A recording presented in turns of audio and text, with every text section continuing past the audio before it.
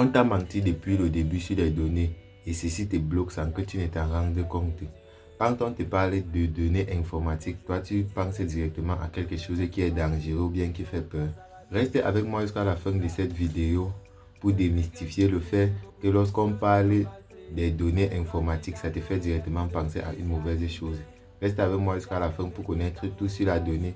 Pourquoi est-ce que c'est important et pourquoi est-ce que ce n'est pas important soit de partager ou pas les données et quel type de données est-ce qu'on peut partager. Hello, bonjour et bienvenue dans cette vidéo. Dans cette vidéo, j'ai juste décidé de... Ici là, nous n'allons pas pratiquer. Je vais vous parler concrètement de ce que c'est que la donnée et le mythe. Je vais aussi démystifier le fait que lorsqu'on parle des données, on pense toujours à quelque chose de dangereux. En fait, lorsqu'on parle des données, on voit directement un danger. Mais dans la réalité, une donnée, c'est simplement une information. Une information, c'est-à-dire ton âge, la météo, le nombre de pas, la date, le jour, l'heure, peu importe l'information, une donnée est simplement une information. Et maintenant, elle peut être utile ou pas en fonction de ce que l'on veut. Là-bas, c'est une autre chose, mais une donnée, c'est typiquement une information tout simplement. Prenons le tableau suivant. Dans ce tableau, vous voyez les colonnes. Ces colonnes représentent chaque caractéristique d'une donnée, comme vous voyez l'exemple suivant. Et chaque ligne représente une vue, soit une entité, soit donc une caractéristique. L'ensemble des caractéristiques d'une donnée prise à l'instant, d'une entité prise à un moment donné. C'est ça qui nous représente chaque ligne. Et chaque colonne nous représente la caractéristique principale de cette donnée. Et en machine learning, ce que le machine learning fait, c'est que ça prend les données, ça regarde les relations entre les données. Le machine learning fait simplement ceci, ça prend une quantité de données, une seule donnée ne donne rien comme information, mais plusieurs données, il y a une relation entre plusieurs données. Et ce que le machine learning fait, c'est que ça trouve les relations entre ces données en fonction du modèle ou bien bon, ceci c'est une autre vidéo que je t'invite à aller voir, le modèle en machine learning. Mais concrètement, lorsqu'on parle de données en machine learning, c'est juste une information, un fait.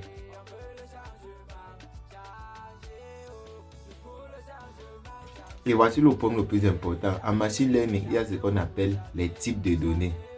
Les types de données, il y a deux grands types de données pour un particulier. Il y en a des données sensibles et les données non sensibles. Les données sensibles sont les données comme le mot de passe, la carte bancaire ou bien bon, tout ce qui a trait à notre identité propre. C'est ça qu'on appelle les données sensibles. Le mot de passe, le numéro de carte bancaire, le numéro d'identité, bien le numéro de fiscalité ou encore plus épineux, les données médicales. Ça sont les données extrêmement sensibles pour les particuliers dans une société. Mais maintenant, la particularité, c'est que les données sensibles ne sont même pas souvent très utiles. En machine learning, les données sensibles, on ne les utilise pas vraiment. Les données sensibles sont plus utilisées dans un domaine de hacking ou bien de piratage informatique. C'est là-bas qu'on utilise les données sensibles. Les données non sensibles, le deuxième type de données que nous pouvons avoir sont les données non sensibles.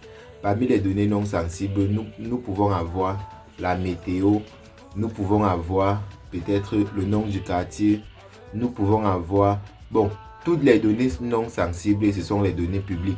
Toute donnée publique est une donnée non sensible parce que ça permet à un modèle d'apprendre sans toutefois nuire à quelqu'un ou bien quelque chose. Parce que de toutes les façons, une donnée publique, c'est une donnée que on suppose que on connaît déjà.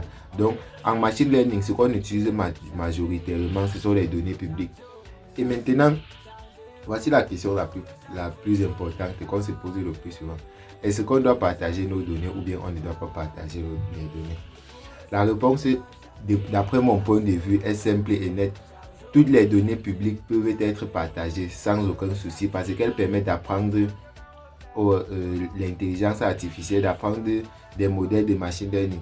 Parce que les données publiques, c'est un peu comme quoi? C'est un peu comme les photos. Lorsqu'on veut apprendre à un enfant, si on donne peut-être 100 photos à un enfant, on lui dit voici les photos de chien. Il finit par retenir ce que c'est que la photo d'un chien. Mais si on ne lui montre pas la photo, on dit seulement qu'un chien est comme ça, on décrit. Ce sera toujours difficile.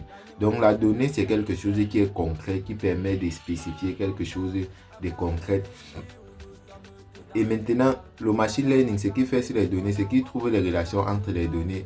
Et une manière de prédire les données futures, c'est que ça connaît que si après ceci, peut-être dans le cadre du machine learning, en trading algorithmique, si on dit peut-être le machine learning a remarqué dans l'étude des données qu'après avoir fait ceci plusieurs fois, ça monte.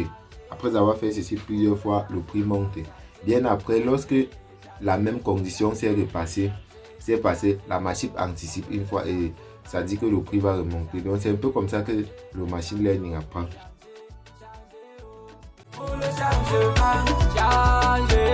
Merci d'avoir regardé cette vidéo. Je n'ai pas voulu être assez long et c'était juste une vidéo pour pouvoir démystifier le fait qu'on parle souvent des données comme quelque chose d'extrêmement dangereux, d'extrêmement problématique. Je voulais juste retirer un peu le voile et démystifier un peu. Merci d'avoir regardé cette vidéo. Merci de penser à liker, partager et de laisser un commentaire puisque il pourrait également plaire à d'autres personnes.